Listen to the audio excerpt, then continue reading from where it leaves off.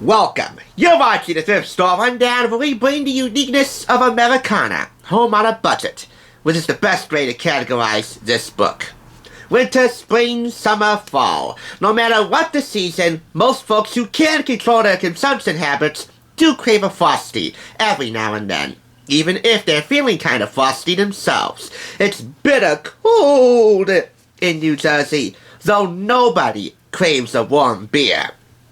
Most beer lovers, like myself who's never tried a craft beer in her entire life, would shut away anyone who would suggest the mere notion of cooking with craft beer, since you don't mess with perfection by their standards.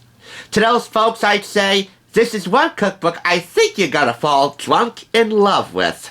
This is John Holl's American Craft Beer Cookbook. 155 recipes from your favorite brewpubs and breweries, from Story Publishing. John Holl did not invent any of the recipes. The chefs from the brewpubs and breweries, which span the entire country, contributed the recipes. John just tested and tried them and compiled 155 of his favorites into this cookbook, which I purchased for 75% off. That's right, your ears do not deceive you. This is one of the first books in the history of TSR that I have purchased for 75% off its sticker price. If you're not already aware, Unique Thrift Store's new daily tag discount system went into effect recently.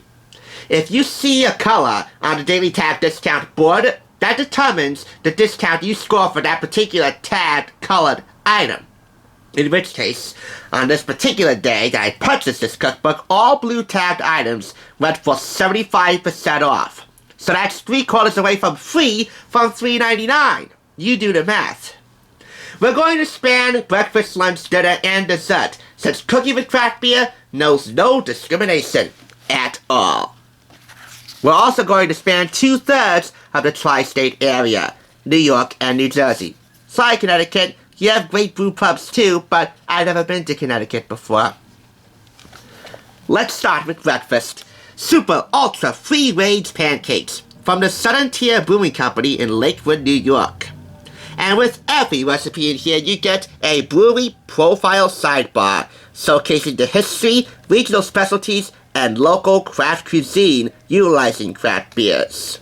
From Southern Tier all the way to Jackie O's in Ohio, to California, to Nevada, to New York, New Jersey, and Connecticut, so on and so forth.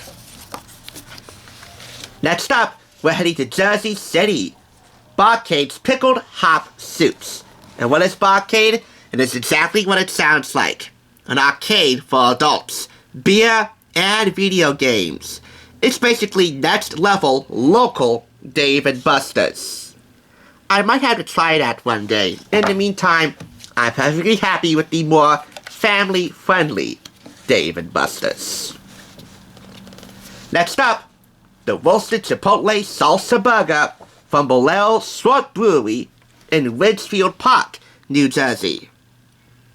This recipe suggests a few beers to try alongside, like Bolero Snort There's No Ying in baseball, pretty clever, Founders Red Rye PA, Great Divide Horse Rye Lager, or Lager, Sierra Nevada Ruthless Rye, and Two Brothers Cain and Abel.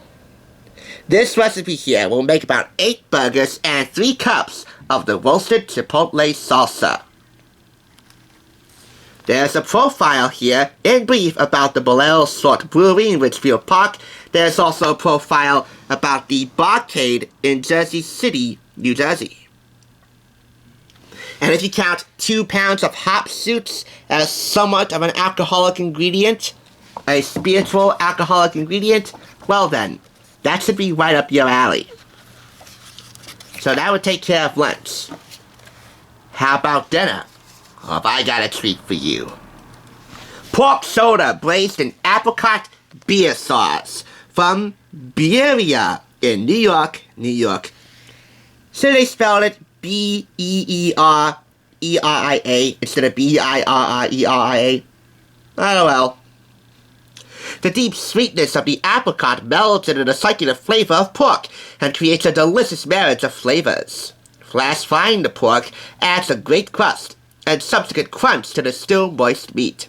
At Beeria, This dish is served with a side of cucumber and celery salad to offset the richness of the meat. Pair the dish with a refreshing ale such as a wheat beer. Dogfish Head Namaste would be a good choice. Other good choices?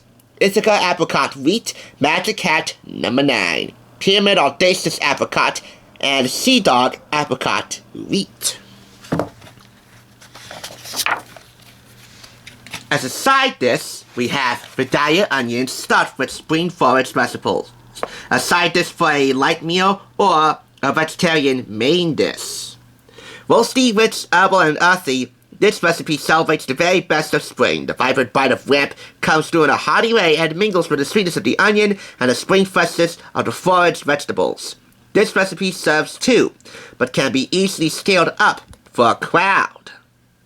This comes to us from the Triumph Brewing Company in Princeton, New Jersey, just across the road from Princeton University, as so said in this brewing profile sidebar.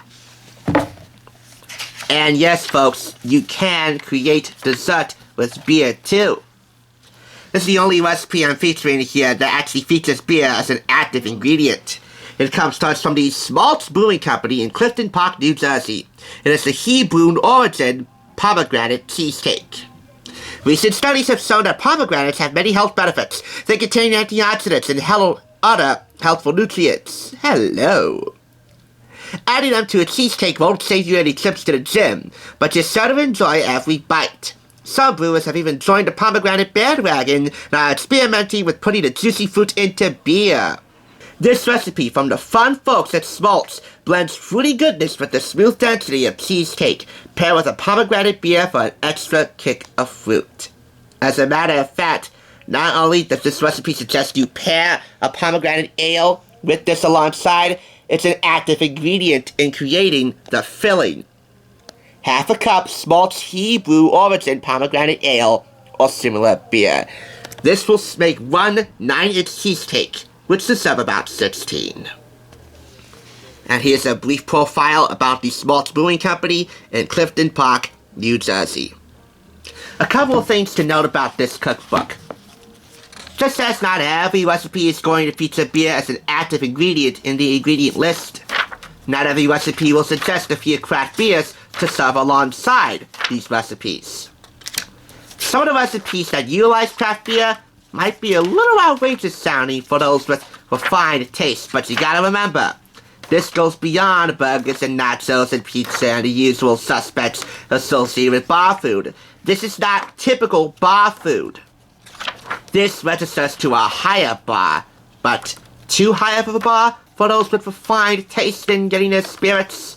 One other thing, while there is a decent amount of recipe photographs in here, there are not enough in my opinion. So, barring those faults, I think your beer lovers and skeptics will be really pleased with this one. You have to remember when you cook with beer, craft beer or otherwise, most of the alcohol, but not all of it, will evaporate. That's all that steam coming out. You can still taste a little bit of the alcohol, and that'll give it a little bit of zing.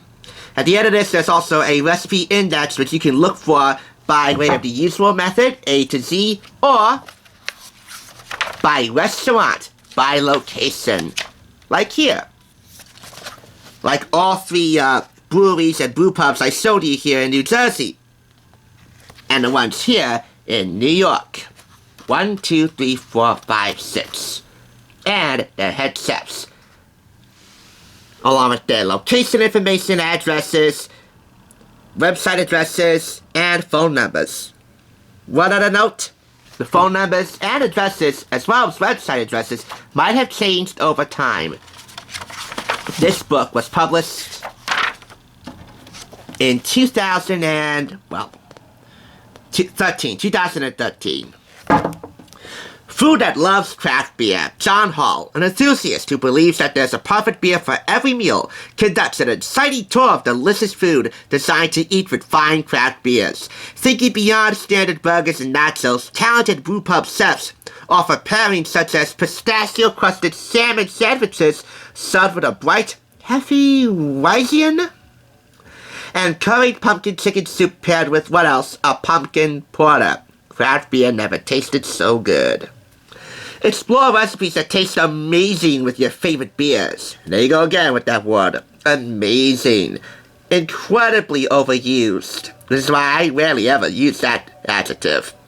Meet the brewers and chefs and discover the beers they love to brew and serve. This retails for $19.95 in the US, and barring the faults I just mentioned as I was perusing through this, again, I think this cookbook should fit very nicely on your kitchen countertop. Next to all of your craft ales, of course. 4 out of 5. For your beer lovers and skeptics out there, I believe that this is one cookbook that you be all night and all day not caught dead without. Do me a favor though. Tip a cold one, not just for John Holl, but for the hundreds of thousands, if not millions, of brewpub and brewery workers, servers, chefs, and janitors who continue to brave the odds so that you can keep the good times brewing. Thanks for watching. I'll catch you on the flip side.